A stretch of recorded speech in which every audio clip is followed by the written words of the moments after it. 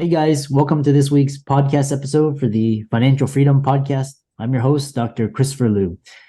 And as you know, I talk about 4 different types of freedom: time, financial, location, health freedom. And I'm happy to welcome today's guest, Sanjeev Loomba. He's the author of The Ninth Gear. It's going to be a really interesting conversation around culture, leadership, business strategy, and I'm happy to welcome him onto the show. Welcome.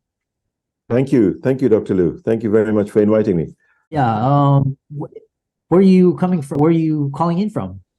So let me just look out of the window. Today I'm in London, and it is a little bit like that. I have to just check where I'm. So I live in London. I'm based in London, and today I happen to be here as well. Yeah. Otherwise, I'm literally all over the world. Tell us more about your origin story, how you got started, and what you do. Yeah, sure. So I'm very closely linked with the medical profession in the sense that, my father was a doctor and a genius and a saintly doctor who I admired very much. And then we moved from India to the UK. My studies were first in finance. I trained to be, I did financial degrees and then chartered accountant and so on. And then I was disillusioned with the whole area of strict finance and debit and credit and black and white and red. And so I quit the day I qualified. I qualified on a Friday and I quit on the Monday. And I went on to do an MBA at Cranfield and then 2 MBAs. And the reason for all of this was that during those years as a junior auditor, I think I had a disease, which I call potential. And I just saw potential. And at the age of 21, I named my company, which is called The Real Potential. And I just saw potential, whether it was potential in your strategies, in your customers, in your markets, in your people, in your processes, in whatever, your products, your services. So I just saw potential. And I made it my quest in life to help people, organizations, individuals, to really be able to tap into that potential. But I was tempted after my MBA to go and work for a consulting firm, or at least they were very tempted to recruit me. And I resisted that. And the reason for that is very simple. I have no right to stand up and guide anyone or teach anyone or anything like that unless I've had the good fortune to be able to actually do it myself. And so everything I say, and that's in the book as well, and my method is coming from the experience of being able to have turned around corporations as finance director, marketing director, strategy director. So I worked in corporations and then CEO of different corporations, different countries.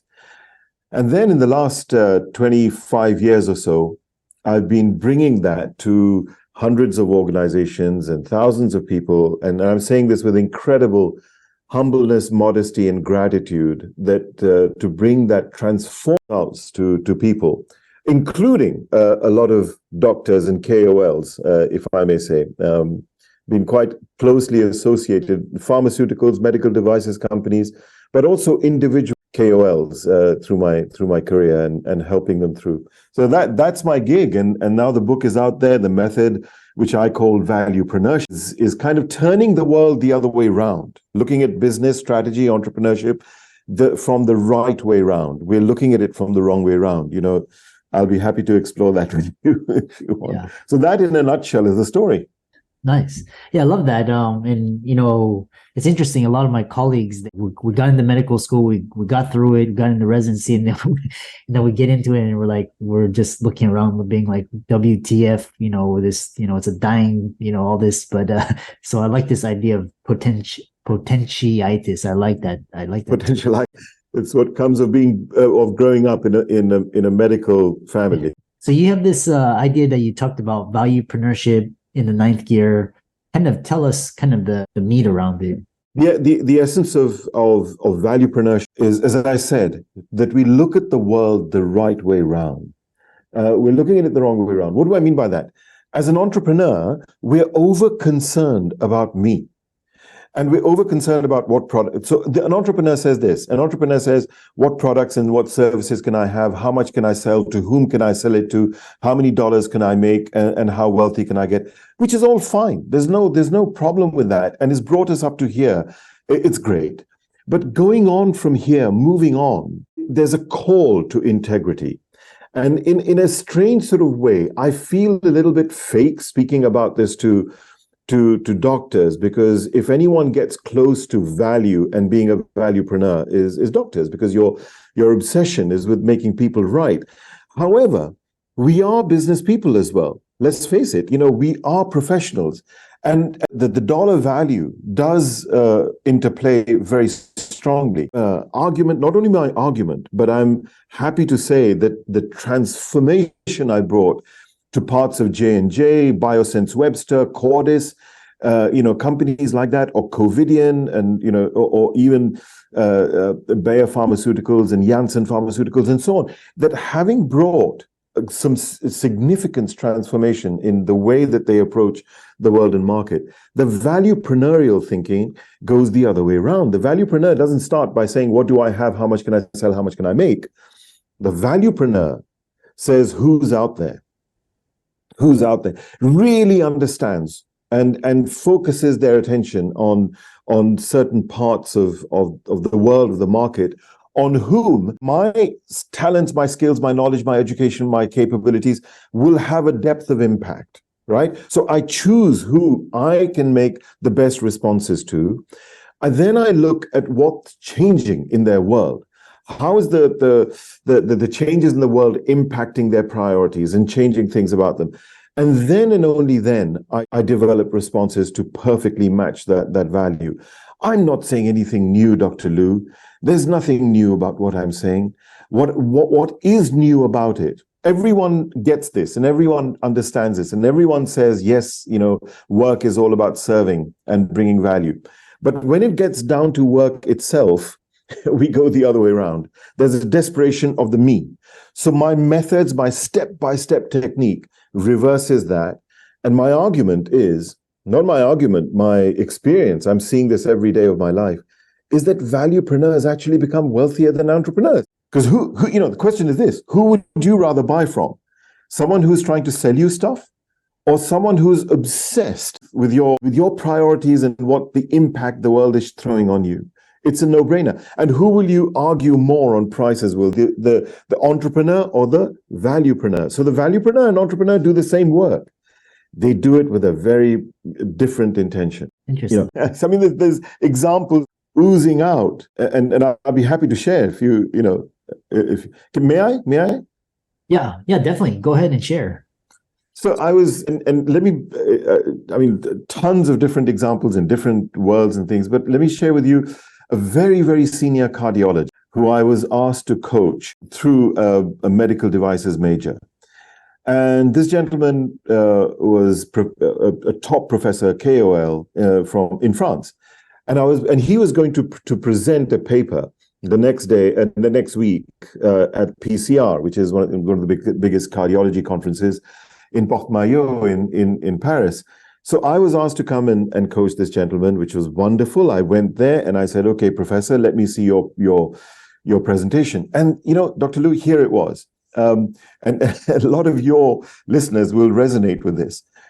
A huge auditorium, 4,000 or 5,000 people in that auditorium, a gigantic screen behind him, a lectern in front with his laptop.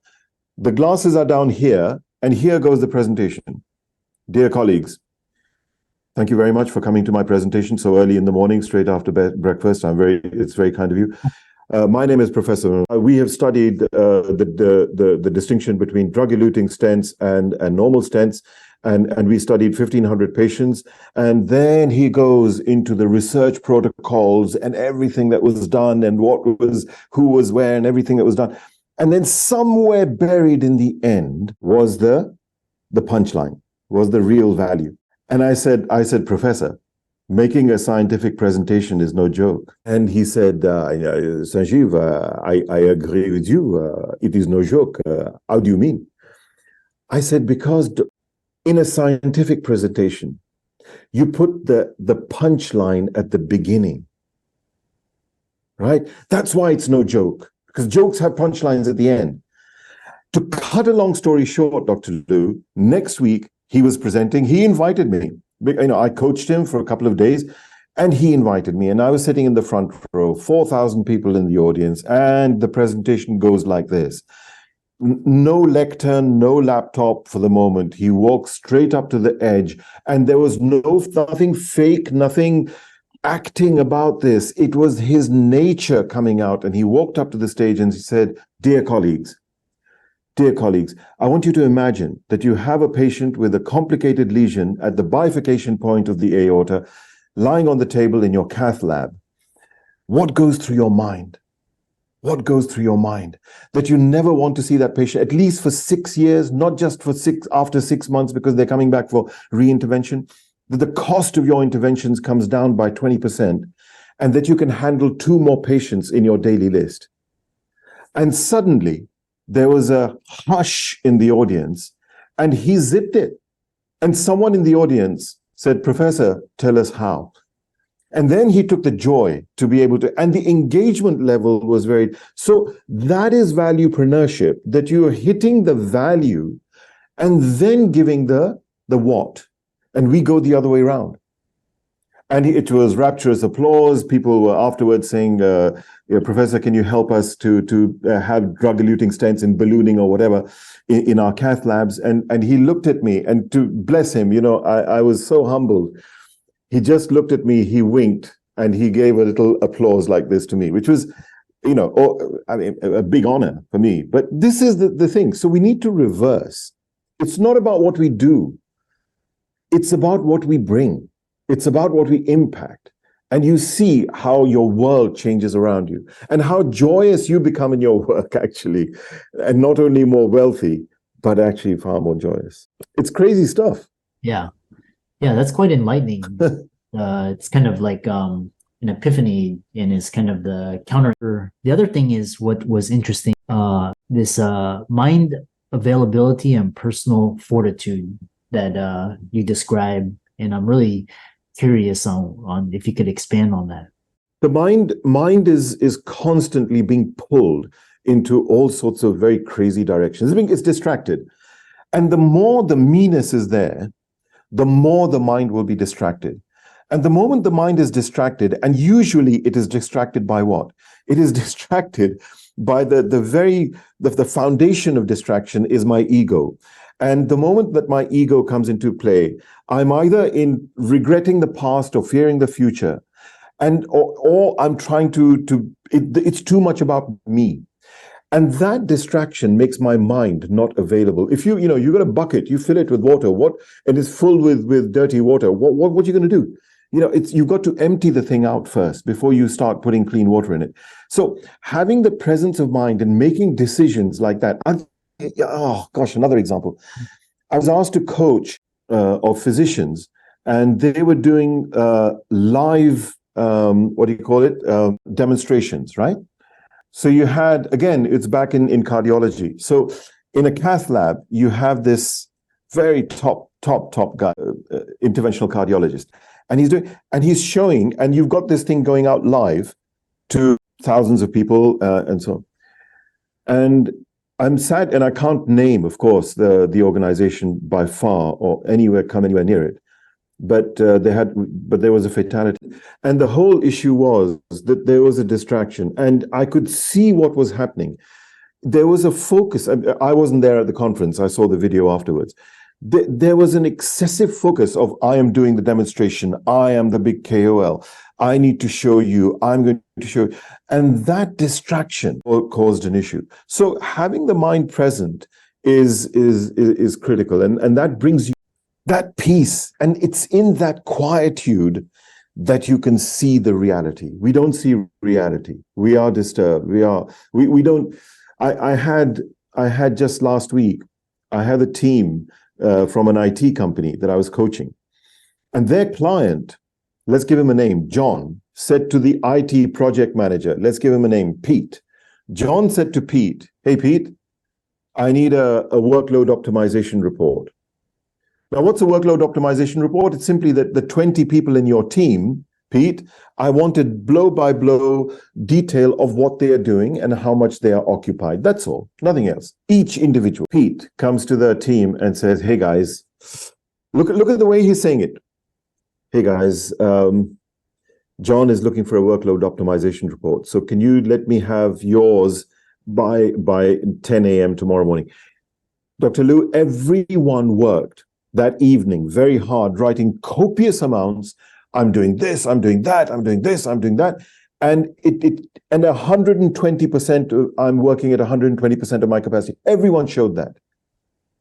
Do you know what this request was about? It was about, under GDPR, there was a new contract that this company wanted to give to an IT company who had some capacity. Look at this.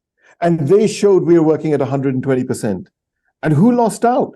Knowing that this was the team to solve the problem, the IT company lost out because the client said, you're too busy, I can't give it to you.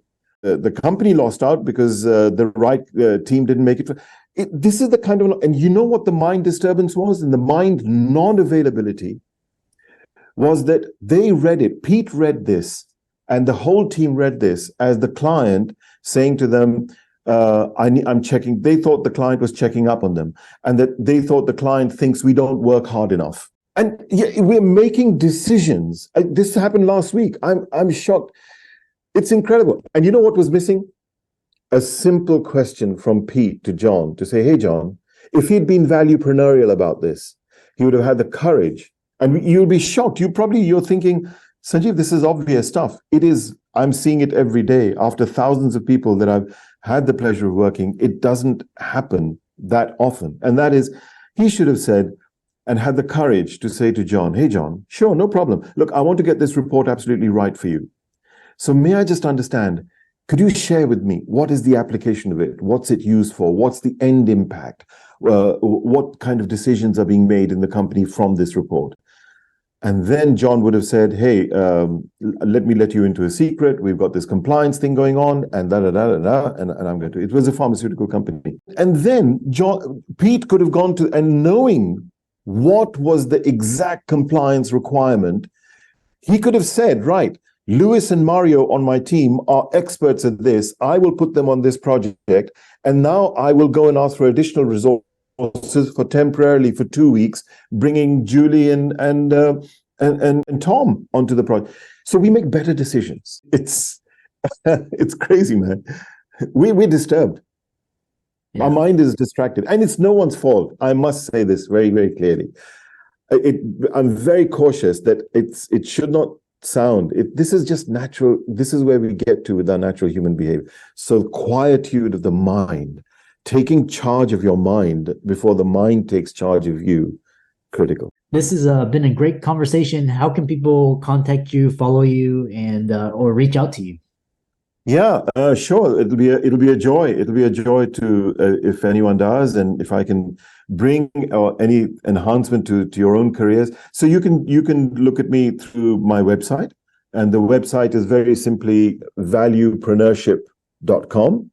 The preneurship is spelled like entrepreneurship. So or look me up on LinkedIn, just Sanjeev Loomba, or the book is called The Ninth Gear. And reach out. It'll be great to be in touch with you folks. And then, for all the audience out there, let's thank Sanjeev for bringing a wealth of knowledge and wisdom. And be sure to reach out to him on social media. The links will be in the resources will be in the links in the show notes. And with that, thanks so much for coming on to the show. Thank you very much for having me, Dr. Lou. Thank you.